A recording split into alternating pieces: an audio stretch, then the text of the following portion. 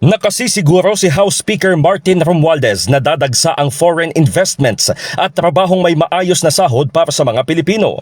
Kasunod ito ng panghihikayat ni Pangulong Bongbong Marcos sa ASEAN Business and Investment Summit sa Lao, kung saan ipinresenta nito ang Pilipinas bilang ideal investment destination. Sa kanyang address, inilatag ni Pangulong Marcos ang strategic position ng bansa na umaangat ang ekonomiya sa Southeast Asia at may malawak na oportunidad sa iba't ibang larangan. Kabilang narito ang manufacturing, infrastructure, technology at sustainable energy.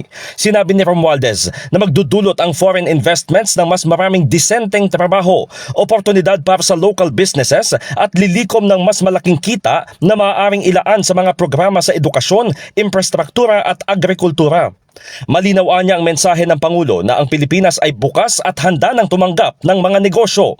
Binanggit ng speaker na ang pagbibigay diin ni Marcos sa competitive advantages ang nagpaangat sa Pilipinas pagdating sa investment opportunity sa rehiyon. Kumpiyansa naman si Romualdez na agad mararamdaman ang resulta ng pitch ni Pangulong Marcos sa Lao at tutugon ang mga negosyo sa alok ng ating bansa.